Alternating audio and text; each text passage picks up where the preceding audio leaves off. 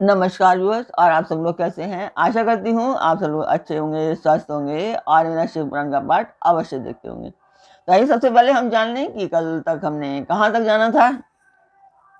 तो ऋषियों ने गणेश जी की आराधना की थी और गणेश जी ने वर देने के लिए कहा था। तो उन्होंने वर में मांगा कि गौतम ऋषि को वहाँ आश्रम से बाहर निकाल दिया जाए। तब गणेश जी क्या कहते हैं कि ऋषियों, तुम सब लोग सुनो, इस समय तुम उचित कार्य नहीं कर रहे हो। बिना किसी अपराध के उन पर क्रोध करने के कारण तुम्हारी हानि होगी। जिन्होंने पहले उपकार किया हो, यदि उन्हें दुख दिया जाए तो वह अपने लिए ही हितकारक नहीं होता। तो यहाँ तक कल तक था। अभी वो समझा रहे हैं, इसके आगे आगे हम चलेंगे। तो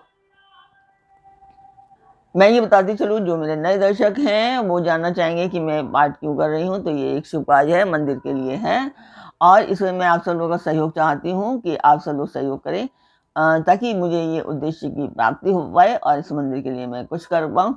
तो जिस मंदिर का मैं वर्णन कर रही हूँ, उस मंदिर की मैं वीडियो डालती हूँ, आप लोग देखें और मुझे बताएं कि आपको मेरा पाठ कैसा लगता है। मंदिर को देखें, अब बताएं, और पाठ को सुने और सुन करके मुझे बताएं कि आपको कैसा लगता है।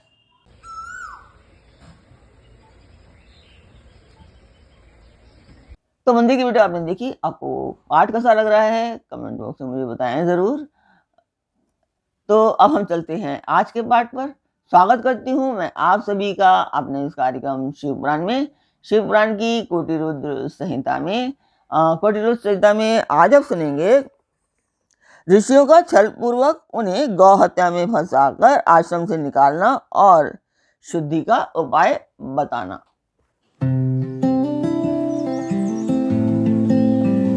तो कल तो आप सुन रहे थे कि गणेश जी कह रहे थे कि गौतम ऋषि को निकालने के लिए उन्होंने मना किया था कि ऋषियों कि जो तपस्या करता है उसे दुख नहीं देना चाहिए। इस जगत में अगर दुख देते हैं तो इस जगत में अपना नाश होता है। ऐसी तपस्या करके उत्तम फल की सिद्धि की जाती है। उनके लिए कह रहे थे, गौतम ऋषि के लिए, कि उन्होंने फल की सिद्धि की है। स्वयं ही शुभ फल का परित्याग करके अहितकारक फल को नहीं ग्रहण किया जाता। ब्रह्मा जी ने जो ये कहा है कि असाधु कभी साधुता को और साधु कभी असाधुता को नहीं ग्रहण करता। एक बार मैं दोबारा बताती हूँ कि साधु कभी असाधुता को और असाधु कभी साधुता को ग्रहण नहीं करता। वो ये कहना चाह रहे हैं। यह बात निश्चय ही ठीक जान पड़ती है। पहले उपवास के कारण जब तुम लोगों को दुख भोगना पड़ा था, तब गौतम ऋषि ने जल की व्यवस्था करके तुम्हें सुख दिया, और परंतु इस समय तुम सब लोग उन्हें दुख दे रहे हो। संसार में ऐसा कार्य करना कदापि उचित नहीं। इस बात पर तुम सब लोग सर्वथा विचार कर लो। स्त्रियों की शक्ति से मोहित हुए तुम लोग यदि मेरी बात नहीं मानोगे तो तुम्हारा यह बर्ताव गौतम के लिए अत्यंत हितकारक ही होगा, इसमें संशय नहीं है। ये मुनि श्रेष्ठ गौतम तुम्हें पुनः निश्चय ही सुख देंगे, अतः उनके साथ छल करना कदापि उचित नहीं। इसलिए तुम लोग कोई दूसरा वर मांग लो। तो सूत जी कहते हैं कि ब्राह्मणों, महात्मा गणेश ने ऋषियों से जो ये बात कही वह यद्यपि उनके लिए हितकर थी तो भी उसे इसे नहीं स्वीकार किया। तब भक्तों के अधीन होने के कारण उन शिव कुमार ने कहा कि तुम लोगों ने जिस वस्तु के लिए प्रार्थना की है उसे मैं अवश्य करूँगा। पीछे जो होनहार होगी वह होकर ही रहेगी। ऐसा कहकर वे अंतर्ध्यान हो गए मुनीश्वरों। उसके बाद उन दुष्ट ऋषियों के प्रभाव से उन्हें प्राप्त हुए वर के कारण जो घटना घटित हुई उसे सुनो। वहां गौतम के खेत में जो धान और जौ थे, उनके पास गणेश जी एक दुर्बल गाय बनकर गए। दिए हुए वर के कारण वह गौ कांपती हुई वहां जाकर धान और जौ चरने लगी। इसी समय देववर्ष गौतम जी भी वहां आ गए। वे दयालु ठहरे, इसलिए मुट्ठी भर तिनके लेकर उन्हीं से उन गौ को हाँकने लगे। उन तिनकों का स्पर्श होते ही वह गौ पृथ्वी पर गिर पड़ी और ऋषि के देखते देखते उसी क्षण मर गई। वे दूसरे ब्राह्मण और उनकी दुष्ट स्त्रियां वहां छिपे हुए सब कुछ देख रहे थे। उस गौ के गिरते ही वे सब के सब बोल उठे। गौतम ने यह क्या कर डाला? गौतम भी आश्चर्यचकित हुआ। अहिल्या को बुलाकर व्यथित हृदय से दुखपूर्वक बोले, देवी यह क्या हुआ, कैसे हुआ? जान पड़ता है परमेश्वर मुझ पर कुपित हो गए हैं, अब मैं क्या करूं, कहाँ जाऊं, मुझे हत्या लग गई।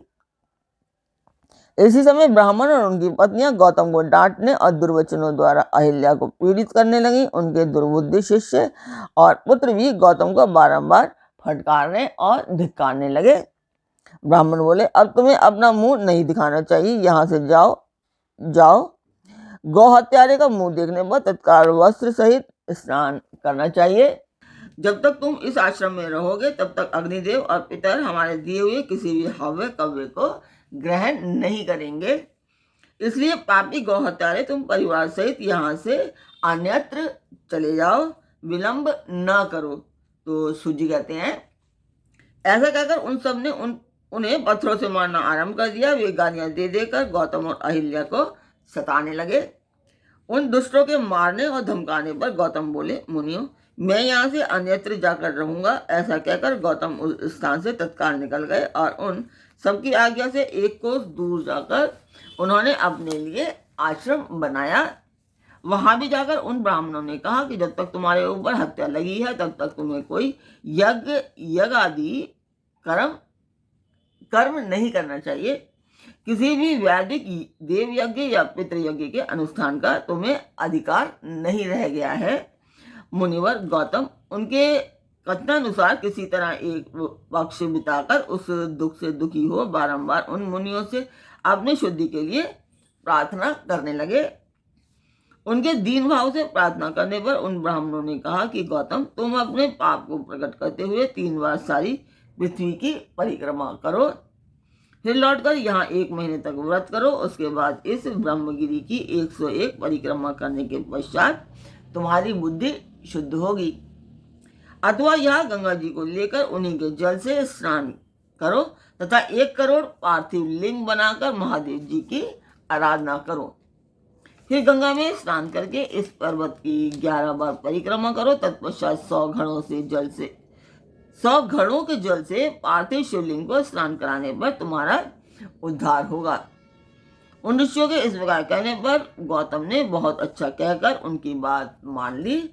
वे बोले, मुनिवरों मैं आप श्रीमानों की आज्ञा से यहाँ पार्थिव पूजन तथा ब्रह्मगिरी की परिक्रमा करूंगा। ऐसा कहकर मुनिश्रेष्ठ गौतम ने उस पर्वत की परिक्रमा करने के पश्चात पार्थिव लिंगों का निर्माण करके उनका पूजन किया। साध्वी अहिल्या ने भी साथ रहकर वह सब कुछ किया। उस समय शिष्य प्रशिष्य उन दोनों की सेवा करते थे। तो ये था आज का पाठ। आज का पाठ आपने सुना, कैसा लगा आपको कमेंट बॉक्स में मुझे अवश्य बताएं। तो आज का पाठ मैं यहीं पर पूर्ण करती हूँ। कल फिर मिलेंगे एक नए पाठ में, एक नई उमंग, एक नई तरंग के साथ। कल तक के लिए आज्ञा दीजिए। ओम नमः शिवाय। जय माता की।